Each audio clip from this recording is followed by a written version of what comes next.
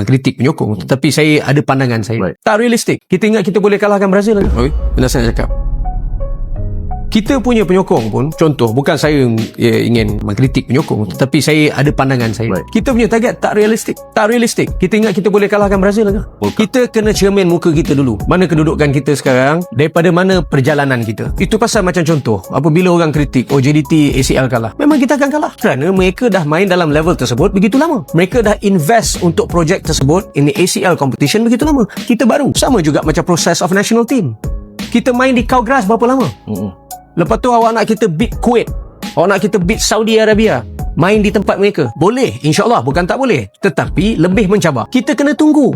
Kita pun tak ada akademi. Setiap klub tak ada akademi. JDT satu-satunya akademi. AMD ada. Tapi sampai bila kita nak harapkan AMD? So, bila kita tak ada a competitive competition dalam kita punya youth structure pun tak guna juga. Betul. Lepas tu penyokong, apa peluang main di luar. Main di luar. Main di luar, awak yang nak dia main di luar. Tetapi untuk pemain itu sendiri, dia kalau nak main, awak kena tengok di mana awak main. Kalau setakat main third division, itu pun jarang diturunkan. Lebih baik awak main di sini. Lebih kerap bermain. So, kita kena cermin muka kita kena tahu di mana kedudukan kita, realiti, sedar realiti dia berdasarkan fakta.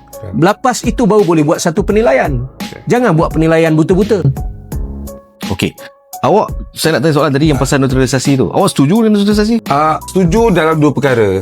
Jangka masa pendek dengan jangka masa panjang. Okey, jangka masa pendek apa yang berlaku baru-baru ni, so tentu tempoh tu nak berdepan kelaikan kita ambil paling tinggi lah. World Cup tu perlukan ada. So, tak salah pun buat. Tak ada masalah. Sukses dapat lah. Tak dapat, inilah yang berlaku.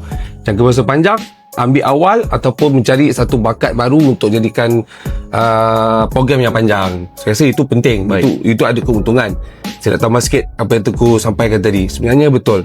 Matlamat FM sebenarnya bukan saya kata F30 ke tidak jelas, tetapi realistik. Tengku sentuh tadi pasal akademik. Kita punya harapan penyokong ni, dia pandang tinggi tu nak pergi World Cup. Minta maaf, sebelum kiamat pun belum dapat lagi. Tetapi mulakan kepada struktur bawah. Mungkin saya pandangan saya Ya, betul. Kan kita ada under 16 World Cup. Okay, I know, but why? Ganja ni above politics. Okay, I know, but why? Ganja ni above politics.